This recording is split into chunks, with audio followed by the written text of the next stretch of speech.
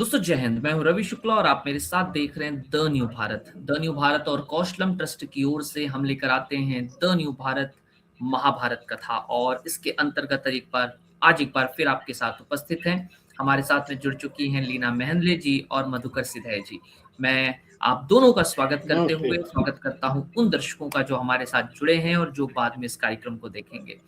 बिना किसी आज भूमिका के मैं सीधे शंखनाद के लिए मधुकर जी से निवेदन करता हूं कि आप आएं और आज के इस कार्यक्रम का शंखनाद करें। सर, स्वागत है। नमस्ते जी। लीना लीना जी और रवि जी और सभी श्रोताओं को मेरा नमस्ते। अभी पहले प्रार्थना होगी, बाद में शंखनाद होगा, उसके बाद आज श्लोक होगा। आज का श्लोक है सर्वेत्र सुखिनः सन्तु सर्वे सन्तु निरामयाः सर्वे भद्राणि पश्यन्तु मा कश्चित् दुःखमाप्नुयात्। पहले शंखनाद प्रार्थना। शंखादौ चंद्रदैवत्यं कुक्षो वरुणदेवता पृष्ठे प्रजापतिश्चैव अग्रे गंगा सरस्वती त्रैलोक्ये यानि तीर्थानि वासुदेवस्य चाज्ञया शंखे तिष्ठन्ति विप्रेन्द्र तस्मात् शंखः प्रपूजयेत्। पंपुरा सागरोत्पन्नो विष्णुनां विद्युतकरे नमितः सर्वदेवेश्च पांचजन्य नमोस्तुते। ओम पांचजन्याय विद्महे पावमानाय धीमहि तन्नः शंखः प्रचोदयात्। ओम शंखाय नमः।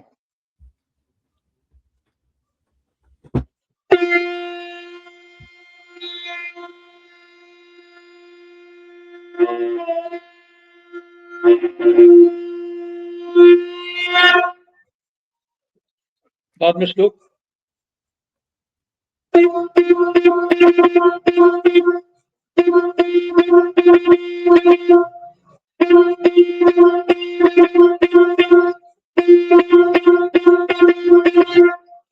धन्यवाद।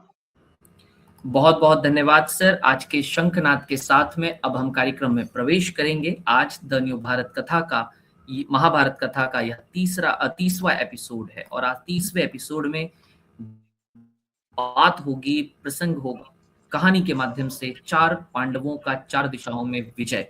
अब चार पांडव, जो पिछली बार मैम ने कथा जहां छोड़ा था कि युधिष्ठिर के लिए किस तरह से चार पांडव चारों दिशाओं में विजय के लिए जाते हैं, और कथा को आगे बढ़ाने के पहले मेरा आपसे अनुरोध है कि जो आपके इष्ट मित्र हैं, परिवार के सदस्य हैं, उन सभी के साथ इस कार्यक्रम को साझा करें, ताकि द न्यू भारत और कौशलम ट्रस्ट का जो संयुक्त या वैचारिक व्याख्यानमाला श्रृंखला चल रही है, ये अधिकाधिक लोगों तक पहुंच सके।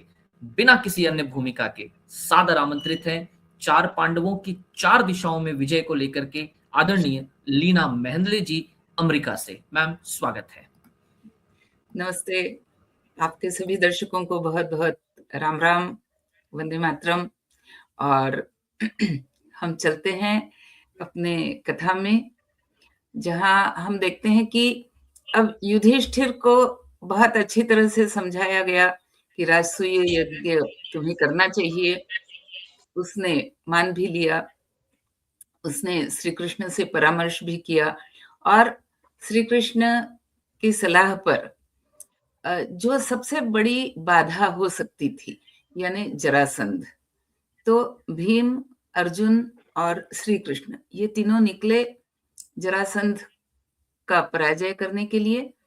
और जैसा कि उन्होंने पूरा अच्छी तरह से एक योजना बनाई हुई थी कि कैसे जरासंध को हराना है, तो उस योजना के अंतर्गत भीम और जरासंध का युद्ध होता है, और जरासंध का वध भीम कर पाता है। तो वहां से अब राजसूय यज्ञ के लिए पांडवों के पास एक अच्छा खास एक भूमिका बन गई है, या एक एक उनके भीतर एक आत्मविश्वास आ गया है कि अब हम जो भी करेंगे तो बाकी राजा भी उसमें हमारे प्रति कोई दुर्भावना रखे बिना हमारी बात का समर्थन करेंगे, और ये यज्ञ व्यवस्थित रूप से संपन्न होगा। तो युधिष्ठिर को संकल्प करवाया जाता है राजसूय यज्ञ का, और अब उस संकल्प में ये है कि उससे उसके योद्धाओं को सभी दिशाओं में जा करके और सभी राजाओं से ये निवेदन करना है कि आप युधिष्ठिर को चक्रवर्ती सम्राट के रूप में स्वीकार करिए। और इस स्वीकारोक्ति के उपलक्ष्य में या इस स्वीकारोक्ति के प्रमाण के रूप में आप युधिष्ठिर के प्रति कुछ धन दौलत आप दीजिए, आभूषण हो, है ना, जो भी गिफ्ट के तरह से आप उसको गिफ्ट कह लीजिए, कर कह लीजिए, जो भी कह लीजिए, पर वो आपको देना है। और वो एक स्वीकारोक्ति है कि हाँ, आपने युधिष्ठिर को चक्रवर्ती सम्राट मान लिया है। तो फिर तय होता है कि किस दिशा में जाएगा। तो अर्जुन से कहा जाता है कि तुम उत्तर दिशा में तुम्हें जाना है। अब अगर हम देखते हैं कि इंद्रप्रस्थ यानी जो आज का दिल्ली है, वहां से उत्तर की तरफ अगर हम देखें तो कौन-कौन से हमें क्षेत्र वहां दिखते हैं। तो सबसे पहले तो जो अर्जुन निकलता है वो उत्तर की तरफ जब निकलता है तो अब जो महाभारत काल में जो उन राजाओं के नाम हैं या उन देशों के, उन प्रदेशों के नाम हैं, उन कुछ नाम तो अब बदल चुके हैं। जैसे एक नाम आता है त्रिगर्त। तो त्रिगर्त जो है वो आप समझिए कि हिमाचल प्रदेश जो आज का है, वहाँ का कुछ एरिया है। तो अगर हम मैप टू मैप टैली करने बैठें, तो हम एक अंदाज बता सकते हैं कि जिसे पहले त्रिगर्त कहा जाता था और जो आज का हिमाचल प्रदेश है। लेकिन हर नाम के लिए अभी हमारे पास वो कॉरेस्पॉन्डेंस जो है, वो मेरे पास नहीं है। वो किसी को बैठ करके वो बनाने की आवश्यकता है। और मैं सोचती हूँ कि इवेंचुअली ऐसा चार्ट पूरा बन भी जाएगा, जिसमें महाभारत के हर हर राज्य के लिए, हर शहर के लिए जो वर्णन दिया गया है, उस वर्णन के आधार पर हम आइडेंटिफाई करके बताएं कि ये शहर या ये क्षेत्र, ये राज्य और आज का ये राज्य। लेकिन उस तरह की मैपिंग एक मुझे लगता है कि जो इतिहास के पढ़ने वाले हैं, इतिहास के जानकार हैं या इतिहास जो पढ़ाई करना चाहते हैं, उनके लिए ये एक अच्छा पीएचडी थीसिस का एक ये बन सकता है। और डेक्कन कॉलेज जो है पुणे में, वो इस पर थोड़ा बहुत काम कर भी रहा है। लेकिन उनका काम बहुत स्लो, क्योंकि वो कई सारे कामों के बीच में इस काम को कर रहे हैं। लेकिन कोई अगर डेडिकेटेड इस काम को करे तो उसके लिए एक बहुत अच्छी संभावना बनती है कि 1 to 1 मैपिंग किया जाए कि कौन सा महाभारत का वर्णित क्षेत्र और आज का वह कौन सा। फिलहाल निकलता है अर्जुन, तो वो सबसे पहले जो त्रिगर्त का क्षेत्र है वहां पे वो विजय प्राप्त करता है। फिर वहां से वो और आगे जाता है। तो वर्णनों में हम देखते हैं कि वो कश्मीर के क्षेत्र को भी, कश्मीर का जो राजा है उसको भी जीत लेता है। और ये बड़े महत्व की बात है कि हर बार वो लड़ाई करके नहीं जीत रहा है। वो कई बार साम यानी समझौते का वो प्रस्ताव भेजता है। अगर दूसरे राजा ने समझौता कर लिया और कर दे दिया युधिष्ठिर के लिए, तो लड़ाई की नौबत नहीं आएगी। ऐसे ही वो आगे चलता है तो वो प्राग ज्योतिषपुर का उल्लेख आता है।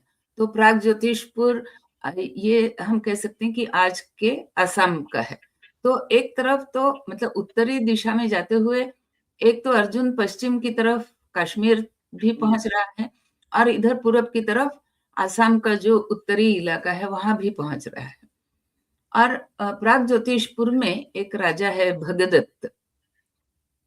तो 7 दिनों तक जब अर्जुन की और भगदत्त की का द्वंद्व युद्ध चलता है, तो 7वें दिन भगदत्त उस द्वंद्व युद्ध को रोक देते हैं और कहते हैं कि अर्जुन तुम्हारे मतलब मैं ये सोचा करता था कि मेरे जैसा वीर केवल इंद्र है और भूलोक पर ऐसा कोई वीर नहीं है जो मुझे हरा सकता हो। लेकिन तुमने आज सिद्ध कर दिया कि तुम भी मेरी बराबरी के हो, तो मैं तुमसे संधि कर लेता हूँ। तो इस तरह से भगदत्त ने भी 7 दिन तक युद्ध चलाने के बाद भगदत्त ने भी संधि कर ली। और चूंकि भगदत्त उस पूरे इलाके का एक बहुत बड़ा राजा था, तो उसके कारण बाकी भी जितने छोटे राजा थे उन्होंने संधि कर ली और उन्होंने अर्जुन को भगदत्त ने सलाह दी। अच्छा, भगदत्त ने ये भी कहा कि अर्जुन, मैं तुमसे इसलिए भी सुलह कर रहा हूँ क्योंकि तुम्हारे पिता मेरे अच्छे मित्र हुआ करते थे। तो इसलिए युधिष्ठिर को जब तुम वापस जाना तो युधिष्ठिर को मेरी तरफ से आशीर्वाद देना कि भगदत्त ने एक पिता के मित्र होने के नाते तुम्हें आशीर्वाद भी भेजा है। तो और फिर भगदत्त को सलाह देते हैं कि तुम अब हिमालय से उत्तर की तरफ, मतलब हिमालय को लांघ करके उसके पीछे और जो उसके उस पार जो पर्वत हैं, जैसे महाभारत में वर्णन आता है, मेरू पर्वत है, गंधमादन पर्वत है, नीलगिरी पर्वत है, इस तरह के कुछ पर्वतों का वर्णन आता है जो कि शायद जो हिमालय की जो सबसे ऊंची चोटियां हैं उसके और अधिक उत्तर साइड में। तो मानसरोवर का भी उल्लेख आता है कि मानसरोवर की यात्रा की, स्नान किया और फिर वहां से आगे वो और आगे उत्तर की तरफ गए और वहां वो ऐसी जगह पहुंचते हैं जहां पर सारे लोग बहुत ही दिव्य और बहुत खूबसूरत हैं और वहां की सारी जो महिलाएं हैं वो भी अर्जुन को देख के कहती है कि अरे, ये अलग दिखने वाला सांवला सा लेकिन बहुत सुंदर व्यक्तित्व है इत्यादि। और कई राजा हैं वहां के जो अर्जुन को कहते हैं कि हाँ ठीक है, लड़ाई की कोई आवश्यकता नहीं, हम सुलह कर लेते हैं। गंधर्वों के राज्य में जब अर्जुन पहुंचता है तो गंधर्व भी उसको सम्मानित करते हैं और कहते हैं कि हम भी तुमसे लड़ाई नहीं करेंगे।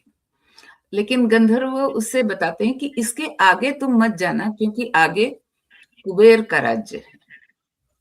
तो अर्जुन सोचता है कि जब मैं यहाँ तक आ ही गया हूँ तो क्यों ना मैं कुबेर के राज्य को भी देख लूं। इसलिए अर्जुन आगे निकलता है।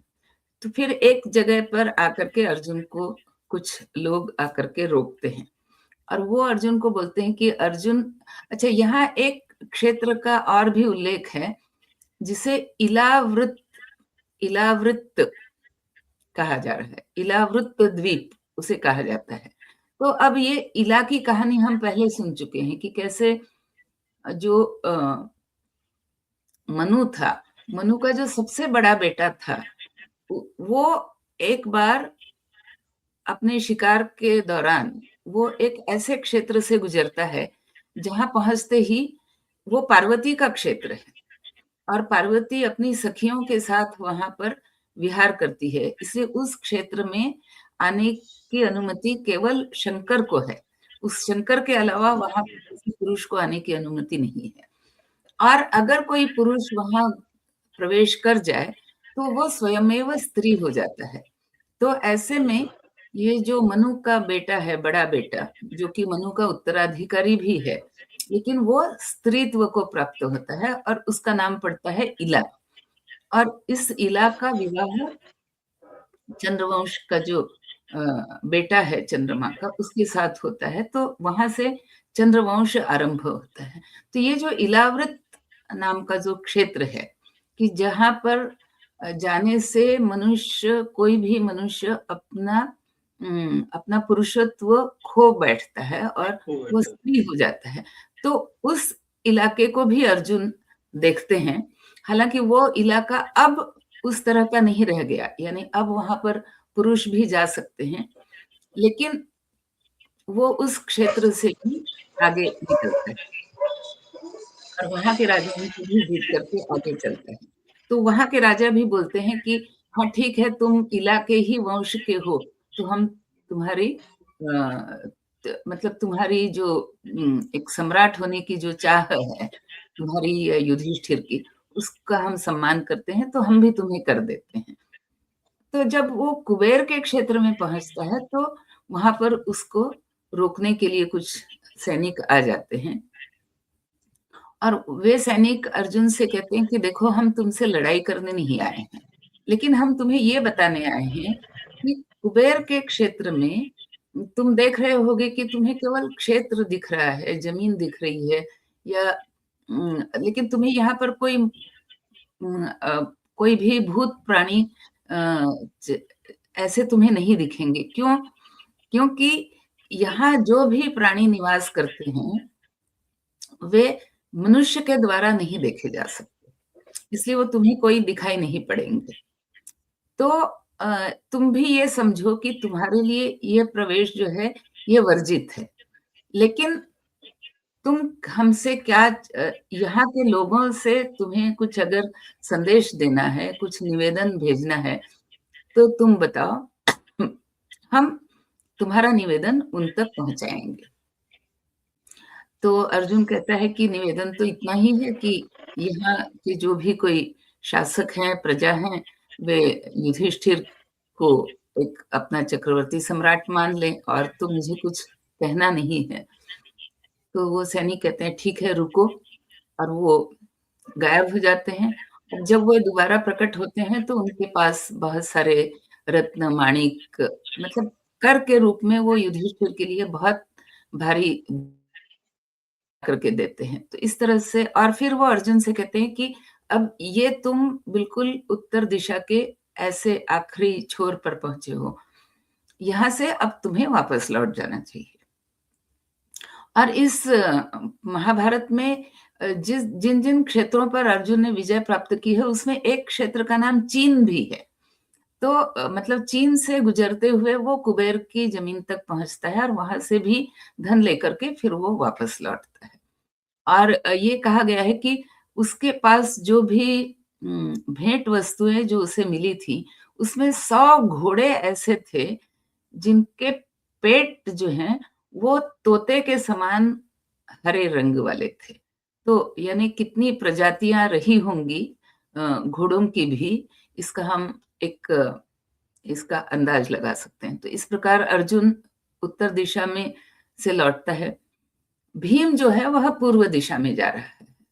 तो भीम के भी जो जीते हुए प्रांत हैं, उन प्रांतों का जब हम वर्णन देखते हैं, तो वहां हमें उस वर्णन को देख करके ऐसा लगता है कि जैसे भारत की पूर्व सीमा को, जो आज का भारत है उसकी पूर्व सीमा से भी आगे, जहां पर हमारा बर्मा है या जहां पर इंडोनेशिया है, ऐसे कई कई द्वीपों तक पूरा पर्वतीय क्षेत्र, और वर्णन है कि 7 बड़े पर्वतीय क्षेत्रों में भीम विजय प्राप्त करते हैं, और वहां से अपार संपत्ति लेकर के भीम जो है वो पूर्व दिशा से विजय करके वापस लौटते हैं।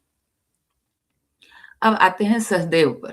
तो सहदेव को कहा गया है कि तुम दक्षिण दिशा में जाओ, और नकुल जा रहा है उत्तर दिशा में।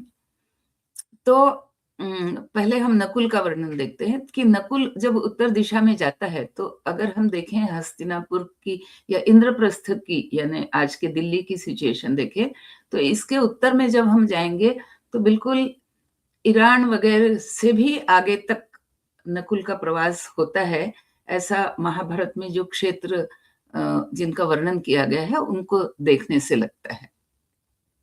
लेकिन नकुल के साथ एक बड़ी मजेदार बात होती है कि जब वो जा रहा है पश्चिम दिशा में, तो अच्छा, मैंने गलती से उत्तर कह दिया, नहीं, पश्चिम दिशा में नकुल जा रहा है। तो जब वो पश्चिम दिशा में जा रहा है तो वो द्वारका भी पहुंचता है। तो कृष्ण उसका स्वागत करते हैं और कहते हैं कि नकुल, तुम यहाँ से आगे निकलो, और जब तुम वापस जाने लगोगे तो वापसी में तुम दोबारा द्वारका आना, और तब मैं तुम्हें उतना ही धन संपत्ति भेंट में दूंगा जितना तुम पूरे पश्चिम में जीत करके वहां से जितना टोटल कर तुम जो वसूल करके लाए होगे, उतना धन मैं तुम्हें द्वारका की तरफ से दूंगा युधिष्ठिर के लिए। तो इस प्रकार नकुल पश्चिम दिशा में बहुत दूर तक चल करके कई राजाओं को जीत करके जब वो वापस लौटता है, तो उसके पास तब जितनी भी जीती हुई संपत्ति है उतनी ही संपत्ति उसे द्वारका में श्री कृष्ण द्वारा भी दी जाती है। तो इस प्रकार अपनी संपत्ति को दुगुना करके, द्विगुणित करके नकुल भी लौटता है वापस। और अब आते हैं सहदेव पर। तो सहदेव दक्षिण दिशा की तरफ जा रहा है। तो यहाँ भी हम दक्षिण दिशा के कई राज्यों का वर्णन देखते हैं, तो हम कहीं कहीं आइडेंटिफाई कर सकते हैं कि हाँ, ये आज के आंध्र प्रदेश का गांव है या ये आज के तमिलनाडु का गांव है। लेकिन सबसे जो मुझे जो बात जो बिल्कुल एक अच्छी लगी, वो पहुंचता है लंका से थोड़ा सा पहले तक वो पहुंचता है। अब उसके सामने लंका है दक्षिण दिशा में, जो कि आखिरी छोर है। लंका विजय के बाद उसको वापस लौट जाना है इंद्रप्रस्थ में। तो अब लंका पर, वहां पर अभी भी विभीषण का राज्य चल रहा है, इस प्रकार महाभारत में वर्णन आता है। तो सहदेव ये सोचता है कि ये विभीषण तो बहुत ही पुरातन राजा है और इसने राम की भी सहायता की थी, ऐसा ये राजा है। तो अब इस राजा को ना तो मैं ये कह सकता हूं कि तुम हमारे अधीन हो जाओ, ना तो मैं ये कह सकता हूं कि तुम हमसे युद्ध के लिए तैयार हो जाओ, ना तो मैं ये कह सकता हूं कि मैं तुमसे कर लिए बिना लौट रहा हूं, है ना। तो मैं क्या करूं। तो ऐसे समय में सहदेव जो है वो स्मरण करता है घटोत्कच का। और घटोत्कच ने अपने जन्म के समय में ये कहा हुआ है कि पांडवों में से जो भी पांडव जब भी कभी मेरा स्मरण करेंगे तो मैं वहां उपस्थित हो जाऊंगा। तो हम ये देखते हैं कि घटोत्कच के जन्म के बाद ये पहला ऐसा अवसर है जबकि घटोत्कच को याद किया जाता है। और सहदेव जो है वो घटोत्कच का स्मरण करते हैं। तो घटोत्कच आकर के पूछते हैं कि मैं क्या करूं। तो सहदेव बोलते हैं कि देखो, हमें विभीषण से भेंट तो कुछ चाहिए ही चाहिए, है ना। अब उसे भेंट कह लो या कर कह लो, पर कुछ ना कुछ तो चाहिए हमें। तो ये अब विभीषण जैसे राजा से हम ये कैसे कह सकते हैं। तो ये काम तुम हमारी ओर से करो और मेरा दूत बन करके तुम विभीषण के राज्य में पहुंचो। तो चूंकि विभीषण भी राक्षसों का राजा है, घटोत्कच भी राक्षस है, तो घटोत्कच इस काम को स्वीकार करता है। वो विभीषण को जाकर के मिलता है उसके यहाँ और बोलता है कि मैं एक दूत की हैसियत से यहाँ आया हूँ। तो विभीषण हंस करके, मतलब महाभारत में ये उल्लेख है, विभीषण हंस करके उससे कहते हैं इस बार तुम किसके दूत, मतलब इस बार मेरे सामने कौन सा दूत है, किसका दूत इस बार मेरे सामने है। तो मतलब स्पष्ट उल्लेख नहीं है, पर कहीं ना कहीं ये पढ़ते हुए, ये पंक्ति पढ़ते हुए हमें ये बात याद आती है कि पहले भी रावण के यहाँ लंका में कोई एक दूत बन करके गया था। वो किसी और का दूत था, वो दूत कोई और था, राम का दूत था, हनुमान था, या बाद में राम का दूत अंगद भी गया था। इस बार एक दूसरा कोई व्यक्ति है जो कि कह रहा है मैं दूत बन करके आया हूं। तो युधिष्ठिर विभीषण पूछते हैं उससे कि अच्छा, किसके दूत के रूप में तुम आए हो, तुम अपना परिचय बताओ।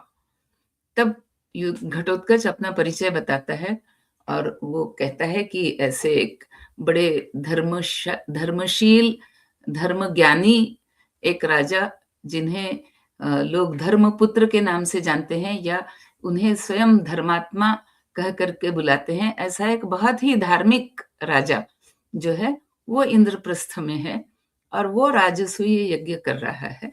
तो उस यज्ञ में आपकी तरफ से भी कुछ आपके आशीर्वाद स्वरूप सहायता अगर मिल सके तो हम लोग बड़े अनुग्रहित होंगे। मतलब घटोत्कच पूरा ही विनम्रता से और बहुत मीठी तरह से बात करते हुए विभीषण को उत्तर देता है। तो विभीषण पूछता है तो यहाँ क्या युधिष्ठिर यहाँ स्वयं आसपास कहीं उपस्थित है। तो घटोत्कच कहता है नहीं, उनका छोटा भाई है सहदेव, वो यहाँ पर मतलब पास में आपकी सीमा से बाहर वो यहाँ उपस्थित हैं। तो विभीषण कहता है ठीक है।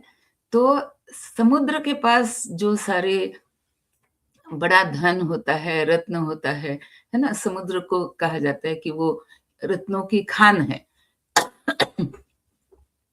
तो ऐसे कई सारे सुंदर रत्न, माणिक और बहुत सारी मूल्यवान वस्तुएं, अलग तरीके के वस्त्र, इस तरह से विभीषण जो है वो भेंट स्वरूप घटोत्कच के हाथ में भेजते हैं सहदेव के लिए। और विभीषण भी यही संदेश भेजते हैं कि युधिष्ठिर को बोलना कि हमारा आशीर्वाद उसके साथ है। तो इस प्रकार जो हम देखते हैं कि जो चारों पांडव जो दिग्विजय के लिए निकले, तो इसमें एक बात मैं बताना भूल गई कि यहाँ एक वर्णन ये भी आता है कि भीम जब पूर्व दिशा में जा रहा है तो भीम को पूर्व दिशा में क्या क्या क्षेत्र पड़ते हैं, उसमें मगध है। वो मगध पर तो उसने पहले ही विजय प्राप्त करी है जरासंध का वध करके, लेकिन जब वो और वहां से पूर्व की तरफ जाता है तो अंग देश का राजा कर्ण है, वो कर्ण को भी पराजित करके जीत लेता है। वहां से वो वंग की तरफ जाता है, वंग से फिर वो आगे और भी अधिक पूरब की तरफ जाता है।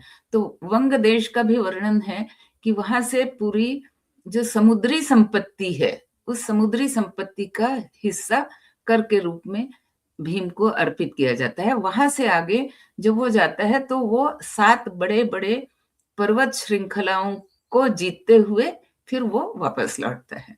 तो ये इसलिए महत्वपूर्ण है कि जो हम देखते हैं कि कई बार आज के परिप्रेक्ष्य में हम देखें तो कई बार क्या होता है कि जो कर्ण का जो चरित्र है उसका जो बहुत अधिक समर्थन या उसका एक उसके चरित्र को एक बहुत अधिक क्या कहा जाए, अजेय, इस प्रकार से अजेय, दुर्जेय, बहुत सच्चरित्र, बहुत उदार, बहुत मतलब सारे गुणों की खान है ना, सारे पराक्रम की खान, इस तरह से जो कर्ण का वर्णन आज के लोग करते हैं।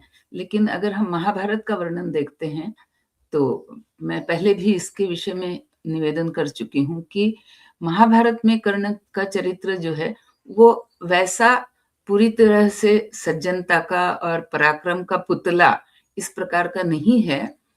उसकी पराजय भी हुई है और भीम के हाथों उसकी पराजय हो रही है। इसके पहले द्रुपद के हाथों भी उसकी पराजय हुई थी, जब कौरव और कर्ण ये सारे एक गुरु दक्षिणा देने के लिए द्रुपद के पास लड़ाई करने के लिए गए थे, तब द्रुपद के हाथों उसकी पराजय हो चुकी है। फिर अब भीम के हाथों इस प्रसंग में उसकी पराजय हो चुकी है। तो ये जो एक कर्ण के लिए एक जो पूरा आभा मंडल जो तैयार किया गया है आज के साहित्यकारों के द्वारा, कहीं ना कहीं हम देखते हैं कि महाभारत उस आभा मंडल का पूरी तरह से समर्थन महाभारत की कथा नहीं करती है। हाँ, इस बात को मैं दोबारा दोहराना चाहती हूँ कि कर्ण के चरित्र में ये अवश्य कहा गया है कि वो महापराक्रमी है और वो महादानी भी है। और ये भी महाभारत में वर्णन आता है, हमें मिलता है कि बाकी पांडवों को चाहे लगे या ना लगे, लेकिन युधिष्ठिर के मन में हमेशा ये खटका लगा रहता है कि हो न हो अर्जुन की तुलना में कर्ण भारी पड़ेगा। तो इसलिए युधिष्ठिर हमेशा इस बात से चिंतित है कि अगर अर्जुन और कर्ण की बिल्कुल द्वंद्व युद्ध हुआ, आमने सामने से युद्ध हुआ, तो संभवतः अर्जुन नहीं जीत पाएगा। ये भय युधिष्ठिर के मन में सदा बना हुआ है। ये महाभारत में 2-3 बार हमें देखने को मिलता है। बाकी जितना महिमा मंडन कर्ण के चरित्र का आज के साहित्यिक करते हैं, उतना महिमा मंडन महाभारत में हमें देखने को नहीं मिलता है। ये बिल्कुल मतलब समझने की बात है, अधोरेखित करने की बात है। और ये हमारी जानकारी में होना चाहिए कि जो हम इतिहास के नाम में, इतिहास जो हम पढ़ रहे हैं महाभारत के माध्यम से, उस इतिहास में कर्ण का चरित्र थोड़ा-सा अलग है। तो ये इस प्रकार जब चारों भाई लौटते हैं, तो उनके पास अपार धन संपत्ति है, अपार विविधताओं से भरी हुई उन्हें भेंट सामग्रियाँ मिलती हैं। कहीं से पर्वतीय इलाके हैं, तो मतलब जैसे भीम ने पर्वतीय इलाके जीते, तो ये कहा गया कि उसे कर के रूप में बहुत सारे अलग-अलग किस्म के ऊनी कंबल उसको दिए गए, है ना? तो या नकुल पहुँचता है पूरा पश्चिम दिशा में, तो उसे अलग तरह के आभूषण, अलग तरह के वस्त्र, अर्थात ये चारों भाई जब लौटते हैं, तो हम देखते हैं कि हालाँकि हर जगह उन्होंने युद्ध भी नहीं किया है। युद्ध किया भी है तो बहुत सीमित प्रकार से युद्ध किया है। कई जगह है उन्होंने संधि से ही दूसरे राजाओं को या अपने मीठे बर्ताव से दूसरे राजाओं को भी जीता है। तो इस प्रकार, और युधिष्ठिर का जो यश है या युधिष्ठिर की के चरित्र की जो खूबियाँ हैं, जो धर्मपरायणता जो युधिष्ठिर की है, वो चारों दिशाओं में इस तरह से फैली हुई है कि जब चारों भाई चारों दिशाओं में जाते हैं, तो कई राजा जो है वो इसलिए भी संधि कर लेते हैं कि अच्छा ठीक है, तुम युधिष्ठिर की ओर से आए हो, तो हमें उसका चक्रवर्ती सम्राट होना मान्य है और हम तुमसे युद्ध नहीं करना चाहते, तुम हमसे कर में ये वस्तुएं ले लो। और पांडव भी ये करते हैं कि चाहे उन्होंने संधि करी हो या युद्ध किया हो, पर हर जगह हर राजा को वे बहुत सम्मान के साथ और विनम्रता के साथ निमंत्रण देते हैं कि आपको राजसूय यज्ञ के समय आकर के हमारा आतिथ्य स्वीकार करना है। तो एक दर्शाता है कि किस तरह से जीत करके भी पांडव सबके साथ बहुत ही विनम्रता से पेश आते हैं। और ये खूबी एक पांडव की नहीं है, चारों पांडवों की यही खूबी है। और मुझे लगता है कि कहीं न कहीं ये विनम्रता भी उन्हें युधिष्ठिर से सीखने को मिलती है। तो मैं तो ये सोचती हूँ कि जैसे महाभारत में जिस तरह से युधिष्ठिर का जो चरित्र वर्णन है, तो ऐसा क्यों है? हम कई बार हमारे मन में ये प्रश्न आता है कि जब हम आगे की घटनाओं की बात सोचते हैं, तो हम देखते हैं कि ऐसा क्यों है कि युधिष्ठिर की बात बाकी चारों पांडव मान लेते हैं हमेशा। कभी भी उसका मतलब उसको काटते नहीं हैं। ऐसा क्यों?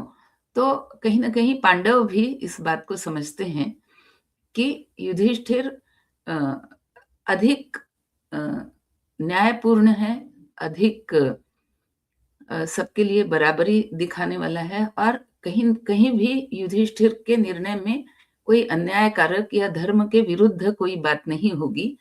अ, इस तरह की जो एक उसके प्रति श्रद्धा है चारों पांडवों की, वो हमें इस प्रसंग में भी दिखती है, अगले प्रसंगों में भी दिखेगी। तो इस प्रकार चारों पांडवों का दिग्विजय संपन्न होता है और युधिष्ठिर के पास अपार धन संपत्ति युधिष्ठिर को कर के रूप में प्राप्त होती है।